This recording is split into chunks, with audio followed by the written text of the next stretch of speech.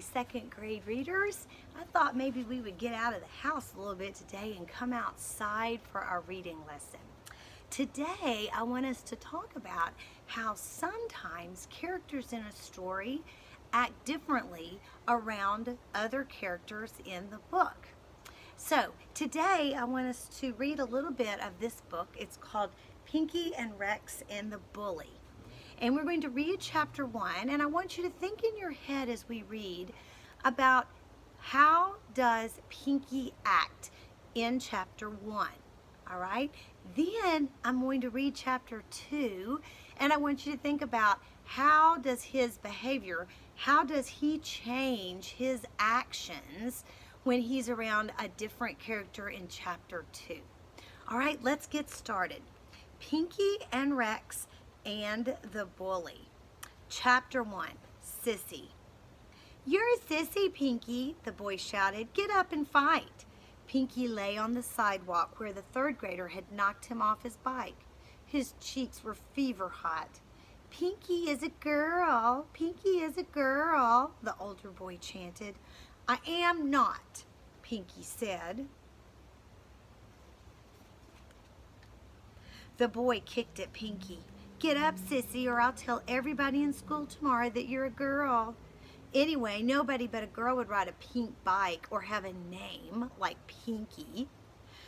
Pinky's heart pounded so hard he could feel it in his throat. Why couldn't Kevin just go away? Suddenly, he heard a door open and someone running in his direction. "Stop that! You leave him alone," a voice called out. Pinky recognized it as Mrs. Morgan's. Now his cheeks really burned. It was embarrassing enough to be bullied, but to be saved by an old woman made it even worse. "It's okay, Mrs. Morgan," Pinky said, scrambling to his feet. I just fell off my bike." "I was trying to help him up," Kevin lied. He pretended to pat Pinky on the shoulder, but pinched him hard instead. "I know what you did," Mrs. Morgan said, pushing Kevin's hand away. "I saw the whole thing. Now you get out of here before I call your parents."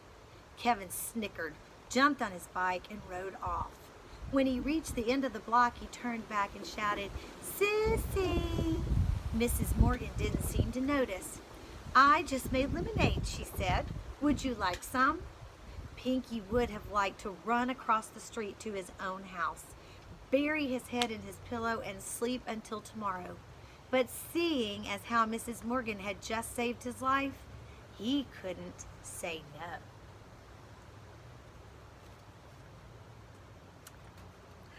"Okay," he mumbled. "Good," said Mrs. Morgan. "We'll sit out on the back porch and you'll tell me what this is all about." Pinky groaned. Now, the character of Pinky in chapter 1, I think, wow, he was like really quiet and maybe a little scared. He didn't really seem to want to have a lot to do with Kevin. He was kind of just shrinking away, and when Kevin was being mean to him, wasn't he? So I did notice that Pinky did not really seem to have a lot to say or contribute in the chapter 1, right? So he's kind of quiet. Now I want to read chapter 2, and I want us to think about how does he behave differently in chapter 2 around different characters. Chapter 2 is called Cookies and Lemonade. Mrs. Morgan gave Pinky cookies with his lemonade. "You know, I hadn't baked cookies for years until you and your father made some for me," she told him. "I'd forgotten how much better they are than the store-bought kind." "Yes, ma'am," Pinky said. They looked like good cookies, but he had no interest in eating them. Mrs. Morgan nodded toward a large bush blooming in her backyard. "Did you ever see such an explosion of pink?" she asked. "Why, that's your favorite color, isn't it?" Pinky blushed. His favorite color was what had gotten him into trouble with the bully. "Yes, ma'am," he answered. "And that's how you got your nickname. You know, I don't remember your real name. I've been living across the street from you since before you were born, and all I think to call you is Pinky." "William," Pinky muttered.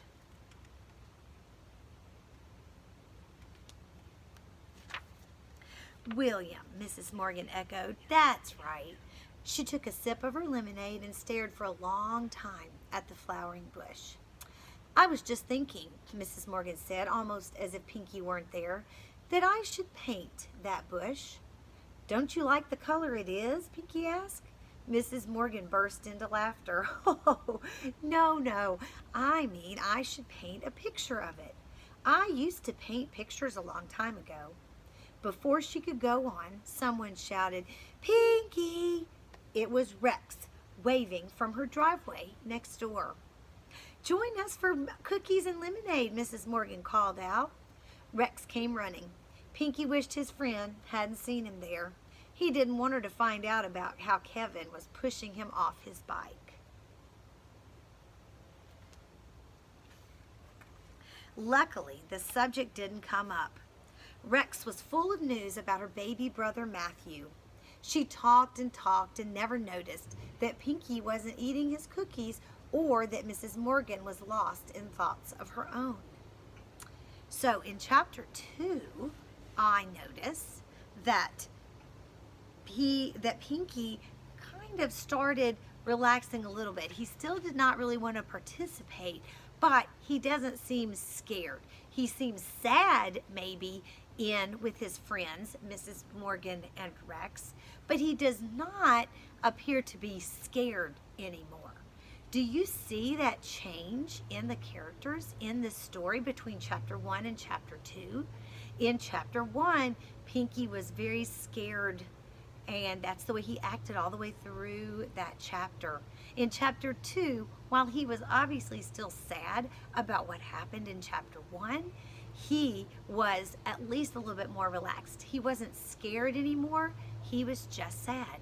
So I can tell that Pinky, the character, acted different around Kevin, the bully, as he did when he was around his friends, Mrs. Morgan and Rex.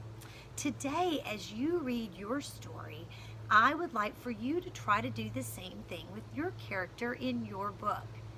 Think about, do they act differently depending on who they're around? Did they act differently in maybe chapter 1 than chapter 2? Did they act differently around their friends as opposed to maybe the person they had conflict in a story? So why don't you try to do that today? Have a wonderful afternoon. Bye.